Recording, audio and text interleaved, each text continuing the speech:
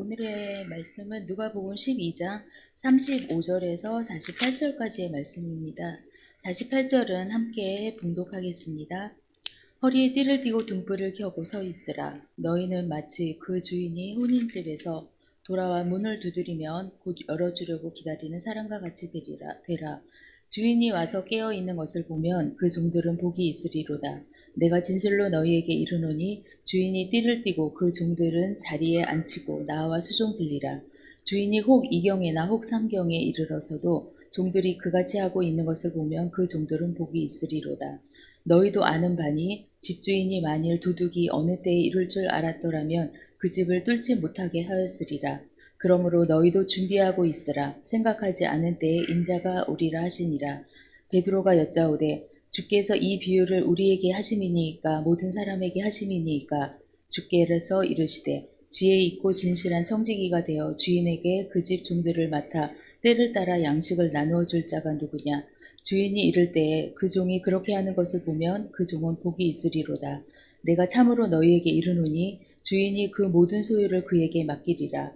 만일 그 종이 마음에 생각하기를 주인이 더디 오리라 하여 남녀 종들을 때리고 먹고 마시고 취하게 되면 생각하지 않은 날 알지 못하는 시각에 그 종이 주인에게 이르러 엄히 때리고 신실하지 아니한 자의 받는 벌에 처하리니 주인의 뜻을 알고도 준비하지 아니하고 그 뜻대로 행하지 아니한 종은 많이 맞을 것이요 알지 못하고 맞을 일을 행한 종은 적게 맞으리라. 무릇 많이 받은 자에게는 많이 요구할 것이요 많이 받은 자에게는 많이 달라 할 것이니라. 아멘. 함께 인사하겠습니다. 아시레.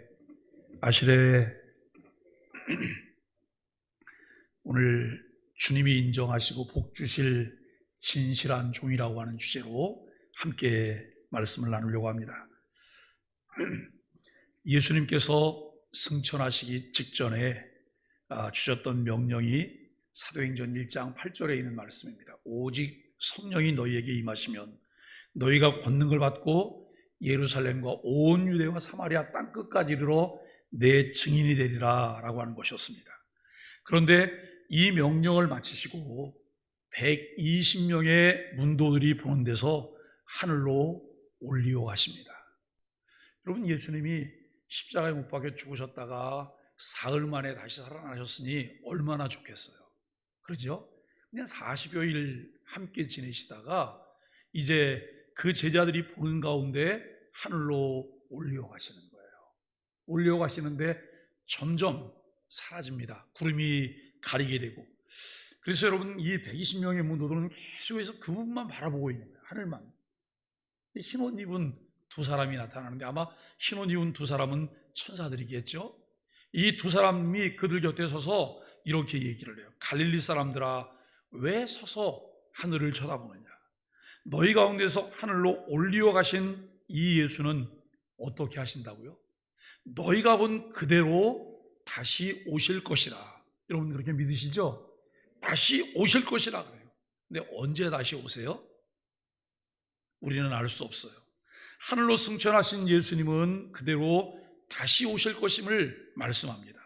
그 예수님이 언제 오실지 우리는 알 수 없습니다. 다만 반드시 오신다고 하는 것과 그분이 다시 오실 날이 어제보다 하루 더 가까워졌다고 하는 것을 분명히 인식해야 합니다. 이런 질문을 한번 해볼까요? 오늘 2023년 2월 1일이에요. 오늘 예수님이 오신다면 우리는 어떻게 반응할까요? 새벽 기도를 마치고 난 다음에 주님이 오신다면 우리는 어떻게 반응하실까요? 오늘 밤중에 주님이 오신다면 나는 어떨까요? 여러분 그런 생각은 안 해보세요? 에이, 무슨 그럴 일이, 지난 2000년간도 안 오셨는데 내 살아생전에 주님이 다시 오시는 일이 있겠냐고. 우리는 이렇게 생각할 수도 있을 것입니다. 여러분, 이것이 가정이지만 실제가 될 수도 있어요. 각자가 마음에 대답을 정하셔야 돼요. 주님이 예배를 마친 후에 예배 중에 주님이 오신다 할지라도 우리는 마라나타 아멘 주 예수여 어서 오시옵소서 라고 하는 마음의 준비가 되어 있으셔야 돼요. 근데 그게 주여 안 돼요, 안 돼요. 안 되긴 뭘 안 돼요. 예? 그렇게 많은 기회를 줬는데 안 돼요, 안 돼요. 그래. 안 돼요라고 말할 사람은요, 끝까지 안 돼요라고 하는 말만 하다가 일생을 마치게 될지도 몰라요. 주님 맞을 준비를 아무것도 하지 않았기 때문에 그렇게 말하는 것이죠. 에베소서 5장을 보면 세월을 아끼라 라고 말을 해요. 세월을 아끼라. 여기 세월은 시간이에요. 이 세월이라고 하는 것을 다른 의미로 보면 기회예요.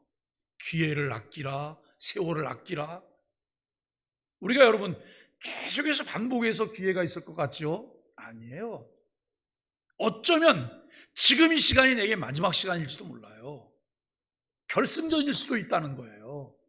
그렇다면 나는 정말 최선을 다해서 그 일을 감당하셔야 돼요. 이거 내게 주어진 마지막 시간일 거야. 반주하는 집사님이 오늘 새벽이 내게 마지막일지도 몰라.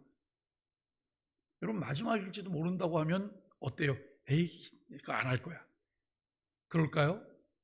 정말 최선을 다할 거예요.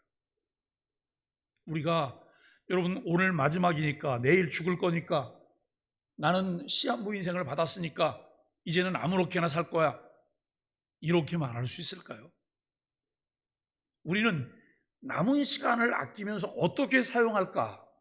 그리고 여러분, 연속성이라고 하는 것을 생각하면서 내가 오늘 죽게 된다 할지라도 오늘 할 일을 나는 할 것이다. 지구의 종말이 온다 할지라도 나는 한 그루의 사과나무를 심을 것이다.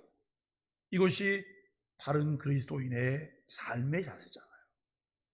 여러분, 우리가 지금 이 시간이라고 하는 이 기회가 우리에게 주어졌는데 어떻게 사용할까요? 우리는 매일 기다리는 사람들이에요. 무엇을 기다리는 사람들일까요? 주님의 재림을 기다리는 사람이에요. 여러분, 그러세요? 매일 주님의 재림을 기다리세요? 7학년, 8학년쯤 되면 에휴, 언제 곧 죽을 거야, 빨리 죽었으면 좋겠어, 이렇게 생각하시고 사시면 인생이 재미가 하나도 없어요.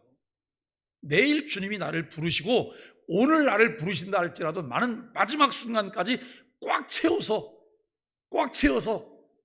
하하하 호호호 하다가 나는 주님 앞에 갈 거야. 이게 우리가 가져야 될 마음의 자세 아닐까요? 우리 그리스도인들은 예수님의 재림을 믿고 기다리는 사람들입니다. 좀 깊이 생각해 보면 우리들의 삶에서 가장 중요한 것은 주님의 재림을 기다리는 것이고, 그날은 우리들이 그토록 갈망하고 소망하던 하나님 나라가 완성되는 날이기도 해요. 어제 어떤 목사님이 이런 글을 하나 썼더라고요. 10여 년 전에 그분이 미국에서 공부할 때 운동장에 목발을 짚고 있는, 한쪽 다리가 없고 목발을 짚고 있는 남자들이 나와서 그 공을 찾으라는 거예요. 목발을 짚고 뛰어다니면서. 그러면서 한 사람이 이렇게 말을 했대요. 나도 두 다리가 있으면 얼마나 좋을까. 나도 두 다리가 있으면 얼마나 좋을까. 우리는 한 번도 감사하지 않는 그 감사가 그에게는 늘 소망이었던 거예요. 그런데 이분이 그분에게 이렇게 말을 했어요. 두 다리로 공을 차실 수 있으실 거예요. 언제요? 주님 다시 오시면. 주님 다시 오시면.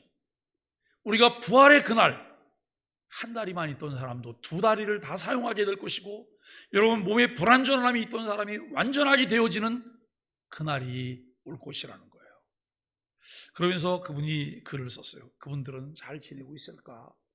그분들 중에 이미 하나님 나라 가신 분이 혹시 있지는 않을까? 그 하나님 나라에서 그분은 어떻게 지내고 계실까?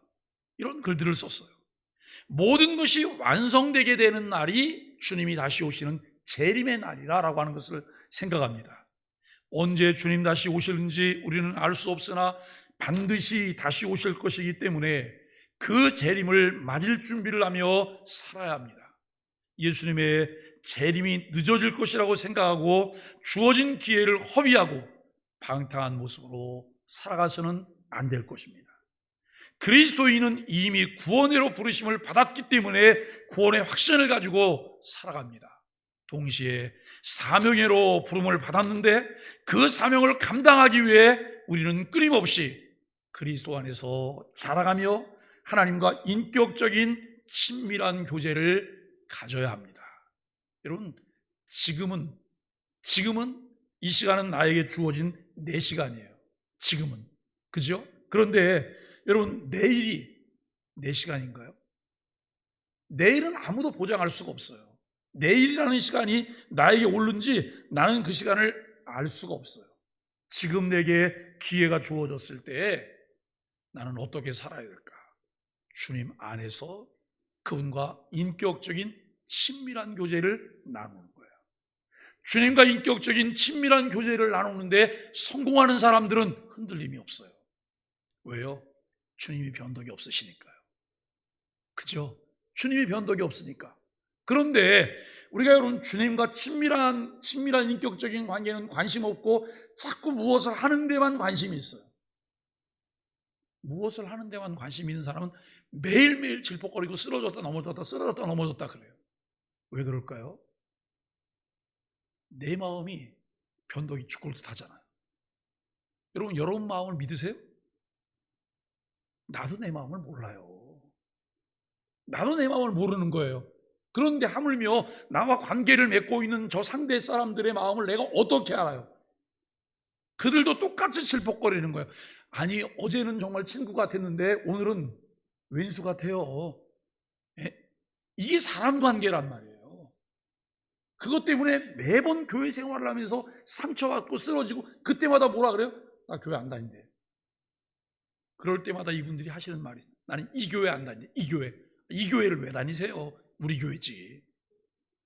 예? 그리고 여러분 또 좀 더 심하면 뭐라고 말하냐면 남의 교회라 그래요. 남의 교회. 남의 교회는 남의 교회라 그래요? 놈의 교회라 그래요? 이놈의 교회. 이놈의 교회를 왜 다녀요? 우리 교회지. 우리가 여러분 기도할 때나 말할 때 실수하는 것 중에 하나가 그거예요. 이 교회. 그분은 소속된 사람이 아닌 거잖아요. 그죠? 우리 교회 얼마나 좋아요? 우리 교회라고 말하기에 부담이 되나요? 우리가 여러분 정말 어떻게 하면 하나님과 인격적인 친밀한 교제를 나눌까? 이것이 이루어지면 그 다음엔 봉사의 삶과 다른 사람과의 사랑의 삶이 자연스럽게 이루어지게 되는 거죠. 모든 그리스도인들에게 청지기로서 각자에게 주어진 역할과 그 위치가 있어요. 청지기로 부르셔서 그 일을 맡겨주신 주님의 의도대로 늘 성실하게 주어진 역할을 겸손하게 감당하는 것이 필요해요. 여러분, 이 나무에 가지들이 있잖아요. 가지가 이렇게 말을 해요. 거기서 뚝 떨어지면서 나는 내가 가고 싶은 데에 갈 거예요. 나는 내가 붙고 싶어 있는데 그냥 붙어 있을 거예요. 그렇게 말을 해요. 가지는 그렇게 말하지 않아요. 나무에서 뻗어나오는 대로 그 자리를 지키고 있는 거예요. 떨어지는 순간 가지는 죽는 거예요.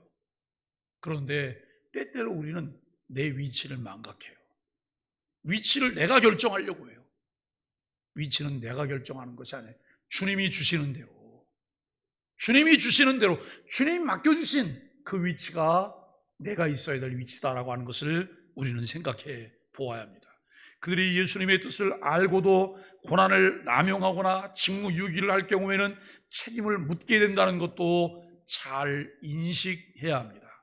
하나님의 뜻을 아는 그리스도인들에게는 그에 대한 책임이 있고, 교회를 관리할 고난을 받은 지도자들에게는 그 고난을 받은 만큼 더 큰 책임이 있다고 하는 것을 우리는 생각합니다. 그리스도인들에게는 언약 백성으로 살아야 하는 책임이 있습니다. 성경을 통해 하나님의 백성을 알고 하나님 백성의 신분을 가졌기에 하나님이 말씀하시며 원하시는 뜻대로 우리는 살아가야 합니다.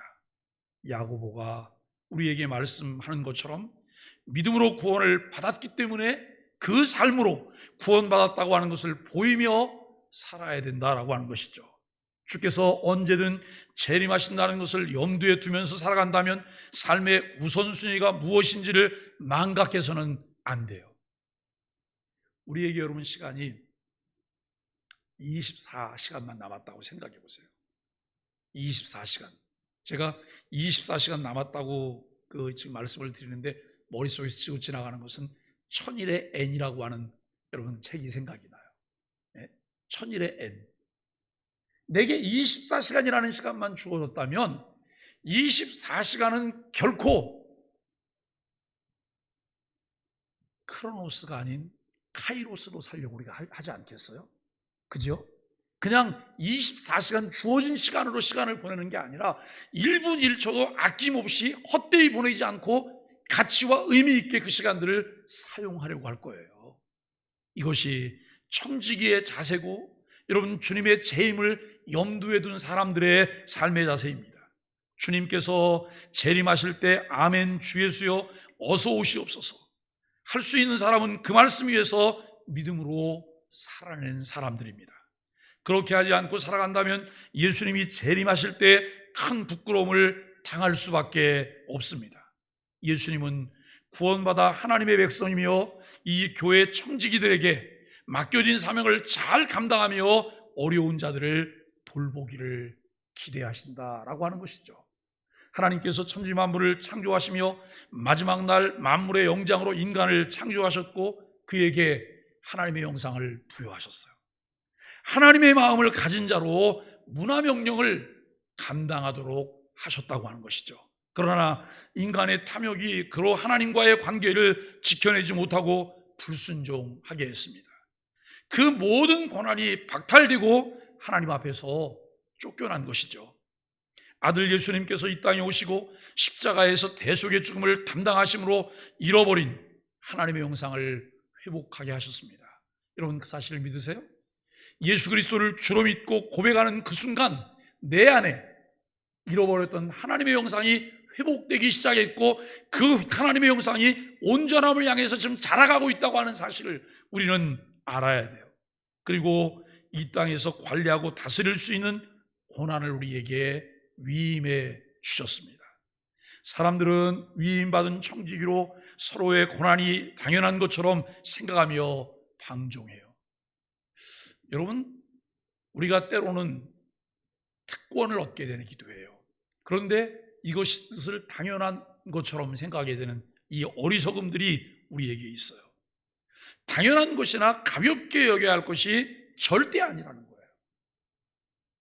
우리가 일의 경중을 생각해요. 어떤 일이 우리에게 맡겨졌어요? 사실 이 특세를 할 때 순서를 정하고 순서를 맡길 때 우리 교육자들은 굉장히 많이 고심을 해요. 이번에는 대상이 누구다? 이분들이 어떻게? 저희가 이걸 정할 때는 어떤 마음이냐면 그것을 통해서 한 단계 더 성장해 가기를, 주님을 조금 더 사랑하기를, 교회를 조금 더 아끼는 마음이 있기를, 그리고 교회를 통한 하나님의 뜻을 좀 더 알아가는 그런 기회가 되기를, 이런 마음이에요. 이번에는 주로 사회를 우리 70대, 80대 권사님들이 주로 담당을 하시는 거예요. 오늘은 월상 예배니까 장로님이 하셨고 첫날은 사회를 맡은 분이 못 나오시게 되니까 다른 분이 대신 이렇게 하셨어요. 다음 달 특세 때는 50대, 60대가 사회를 할 거예요. 그리고 4월 달에는 30대, 40대가 사회를 하게 할 거예요. 근데 여러분, 이걸 하다 보니까 묘한 얘기도 들리더라고요. 사회자가 나보다 나이가 많으면 안 되는 거예요. 적으면 안 되는 거예요. 사회자가 나보다 어린 사람은 내가 왜 기도를 해? 내가 왜 성경 봉독을 해? 여러분, 계급이에요? 벼슬이에요? 아니에요. 사회를 누가 맡든 무슨 상관이에요? 내게 주어진 것만 성실하게 감당하면 되는 거예요. 여러분, 그것을 가지고 내 체면을 생각을 해요. 그리고 내가 월요일 날 순서 배정이 된 왜 내가 화요일 날 해야 되고 수요일, 왜 이런 생각을 하죠? 이것 자체가 하나님 앞에 얼마나 경망스러운 짓인지 몰라요. 그러죠? 내게 순서가 맡겨지면 두렵고 떨리는 마음으로 그걸 준비하는 거예요. 정말 두렵고 떨리는 마음으로 덜덜덜덜 떨 수도 있어요. 저는 여러분 그 덜덜덜덜 떨잖아요. 그러면 그걸 보고 저는 뭐라고 생각해요? 성령님도 지금 떨고 계신 거야. 그런 정도로 우리가 성령님을 의지해야 되는 거예요. 네? 그런 정도로. 그런 마음을 가지고 순서를 감당하고 역할을 할 때 하나님의 은혜가 얼마나 크겠어요. 제가 여러분 벌써 30년도 더 지났어요. 교회에 그 새벽기도, 그 당시는 특별히 새벽기도 하면 지금처럼 5일 안 했어요. 며칠 하셨죠? 40일이요. 40일. 짧게 하면 3일에 그래서 3주간 한 거예요. 20일. 그런데 40일 새벽 기도할 때 성가대원들이 한 사람씩 돌아가면서 특송을 해요.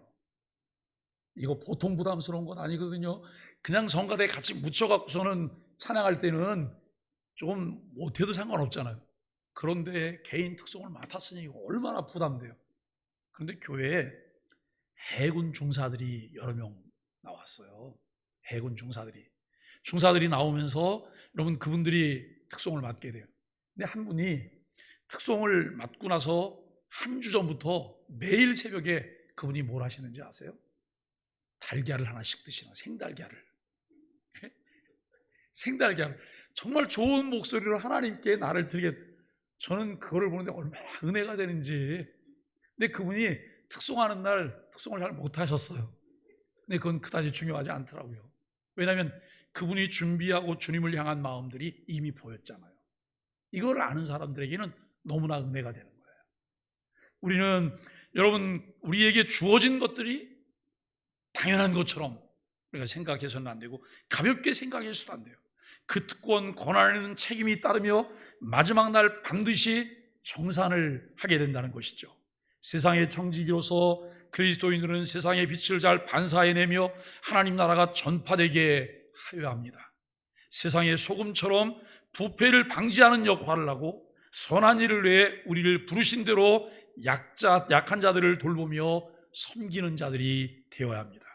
재림을 기다리기에 세상에 대한 관심을 버려야 되는 것이 아니라 예수님이 재림하실 때 칭찬받을 수 있도록 언약 백성의 사명을 신실하게 감당해야 돼요. 우리 마음에는 교회, 세상 구분하는 마음이 있죠. 교회만 우리 거고 세상은 남의 것처럼 생각하잖아요. 그런데 하나님은 교회도 세상도 다 하나님의 것이에요. 하나님의 영역이에요.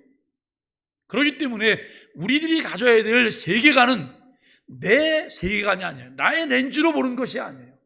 주님의 렌즈를 통해서 기독교적인 성경적인 가치와 세계관을 가지고 세상을 보아야 돼요. 주님이 놓지 않으셨기 때문에 우리도 세상을 놓아서는 안 돼요. 그 세상은 내가 정죄하고 비판하고 여러분 판단하고 버려야 될 세상이 아니에요.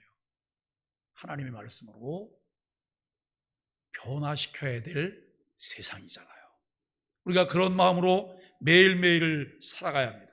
예수님이 가르쳐 주시는 하나님의 나라를 배우며 어떻게 그의 나라와 그의 의를 구하는 삶을 살며 헌신과 섬김의 삶이 날마다 우리의 삶 속에서 신실하게 이루어질 수 있을까를 고심해 보아야 합니다.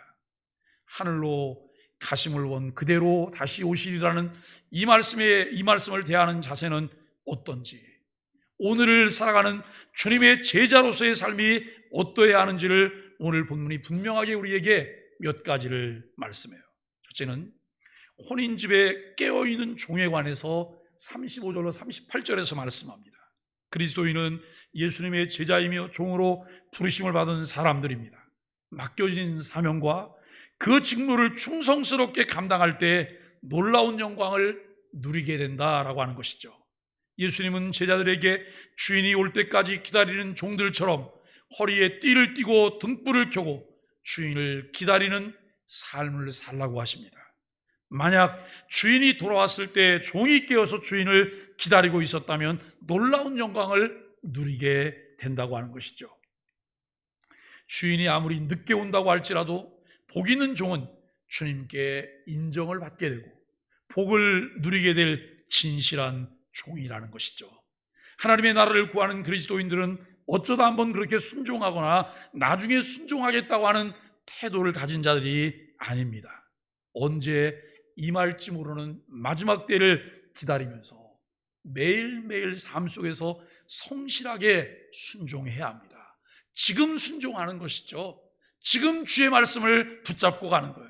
주님으로부터 받은 빛을 반사하며 어두워진 세상을 밝게 비추는 사명을 마지막 그 순간 주님이 올 때까지 성실하게 감당해야 합니다. 두 번째로는 도둑처럼 예고 없이 오실 인자를 말씀합니다. 예수님은 언제 올지 모르는 도둑에 대한 비유를 통해 항상 깨어 있어야 함을 다시 한번 강조하십니다. 도둑이 언제 들지 모르는 것처럼 하나님의 심판의 날이 언제 임할지 아무도 알 수가 없습니다. 그러므로 주님의 제자인 우리 그리스도인들은 하나님 나라를 위해 맡겨진 사명을 성실하게 감당할 뿐만 아니라 늘 깨어 있어야 합니다. 예수님은 그때가 언제일지 아무도 모른다고 말씀하셨습니다. 그러나 그날과 그때는 아무도 모르나니 하늘의 천사들도 아들도 모르고 오직 아버지만 아시느니라라고 마태복음 24장 36절에서 말씀하십니다. 제자들이 예수님 승천하기 직전에 이스라엘의 회복이 언제 이루어질 것이냐고 예수님께 묻습니다. 때와 시기는 아버지께서 자기의 고난에 두셨으니 너희가 알 바 아니라고 사뭇 냉정하게 주님이 말씀하십니다. 때를 알고자 하는 마음은 그 때를 맞춰 준비하면 된다는 간사한 생각일 수도 있을 것입니다. 우리는 매일 마지막 때처럼 살아가야 돼요. 매일 마지막 때처럼 살아가는 거예요. 저는 별것 아닌 것 같은 생각 속에서 사람들을 봐요. 어떤 거냐면 여러 날 우리가 이제 특세를 진행하는 5일간 진행하는데 내 순서를 맡겨진 내가 순서를 맡은 날만 나와요. 그런데 내가 순서를 맡은 날만 나오는데 조금 더 좀 생각이 있는 분은 꼭 그 전날 나오시더라고요. 왜냐하면 그날만 나와서 그걸 하면 좀 머쓱하잖아요. 그러니까 그 전날 나와서. 그러니까 제가 그걸 보면서 한편으로는 나올 수 없는 저렇게 나오니 얼마나 감사하냐, 이 생각이 없지 않아 있어요. 이게 첫 번째 생각이에요. 그런데 두 번째, 얌체같이 신앙생활 하네. 너무 얄팍하게 신앙생활 하네. 사람에게만 보이려고 신앙생활 하네. 이 생각이 있는 거예요. 이게 목회자가 가지고 있는 아픔이에요. 그렇다면 저분하고는 깊이 있는 하나님의 사역들을 할 수가 없잖아. 그렇게 생각하지 않으세요? 깊이 있는 사역이 안 되는 거잖아요. 내가 여러분 교회에 소속된 자고 교회 일원이고 교회 책임을 가지고 있는 자라면 교회가 모이는 모임에 늘 항상 함께 그 자리에 있어야 되는 거예요. 그게 맞는 거잖아요. 우리가 정말 얄팍한 생각이 아니고 미련해 보일 만큼 늘 그 자리를 지켜낼 수 있는 하나님의 은혜가 있게 되기를 간절히 바랍니다. 늘 한결같은 마음으로 하나님의 말씀에 붙잡혀 주님이 다시 오실 그날을 기다리는 삶을 살아야 합니다. 도둑이 들 때를 알지 못하지만 항상 도둑이 들 것에 대비하는 것처럼 주님이 오실 때를 알지 못하지만 항상 준비해야 된다는 거예요. 세 번째는 진실한 청지기를 말씀하고 있어요. 누가복음 12장은 1절로 12절은 제자들에게, 13절로 21절은 무리에게, 22절로 40절은 또 제자들에게 하신 말씀이에요. 여러분, 여기 누가복음 12장이 시작되어지는 전반부에 보면 굉장히 많은 무리들이 예수님에게 몰려오고 있다고 하는 것을 말하고 있어요. 그런데 예수님이 제자들을 향해서만 하시는 말씀도 있고 무리들 전체에게 하시는 말씀도 있고 또 제자들에게 하시는 말씀들이 있다고 하는 것을 우리가 알게 되어져요. 그래서 베드로는 종과 도둑의 비유가 누구에게 주어지는 것인지 질문합니다. 예수님은 다시 비유로 설명하시죠. 주인이 집을 비울 때에 양식을 나누는 일을 성실히 감당하는 사람은 복이 있는 사람이다 라고 말을 해요. 주님은 그를 신뢰해 모든 소유를 그에게 맡긴다는 것이죠. 그런데 주인이 늦게 올 것으로 생각해서 자기 마음대로 행동한다면 예상치 못한 때에 돌아온 주인에게 큰 벌을 받아요. 우리가 여러분 사소한 것 같지만 이것을 통해서 얻게 되는 진리가 있어요. 주인이 내가 언제 올지 모르니까 늘 너는 맡은 일에 최선을 다해라. 그러다가 내가 와서 문을 두드리면 곧바로 문을 열어줄 수 있어야 된다. 이렇게 말을 하고 갔어요. 그런데 가만히 생각해 보니까 언제 올지 몰라. 오늘 안 올 수도 있잖아. 근데 오늘 내가 굳이 깨어 있을 필요가 있어? 이거는 자기 생각이에요.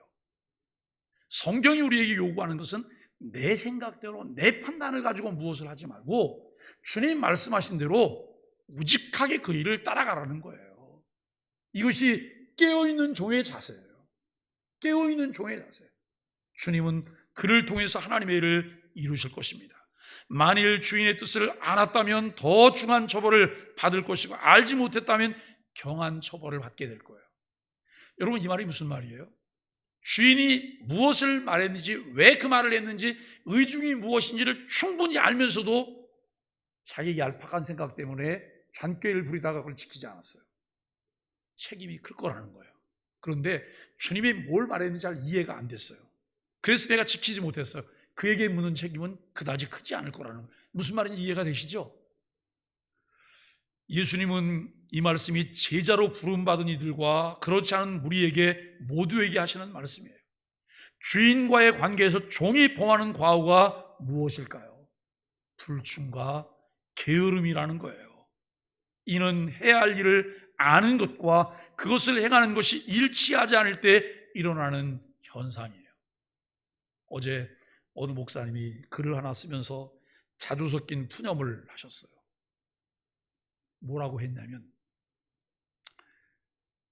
그분 교회 개척하고 한 14년쯤 되셨어요. 지금 우리 고한일 집사님이 이사 가서 교회 나가고 계신데, 교회가 아주 은혜롭게 성장한 교회예요.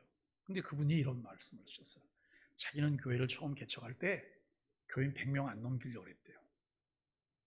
큰 교회 안 하고 싶어서 100명 안 넘기려고. 그런데 자꾸 교인들이 자꾸 온대요. 지금 꽤 교회가 모여요. 근데 인원이 자꾸 바뀌는 거예요. 처음에 같이 있었던 사람은 대부분 없대요. 그래서 이분이 좀 답답하니까 물었대요. 그랬더니 교회가 좀 커졌으니 나는 다른 데로 간다고. 그렇게 가기도 한대요. 그리고 어떤 사람은 정말 은혜를 사모하며 갈망해야 될 만한 사람들인데 은혜 받는 거를 안 하려고 그런대요. 은혜 받는 자리만 있으면 이렇게 피해 다니는데요.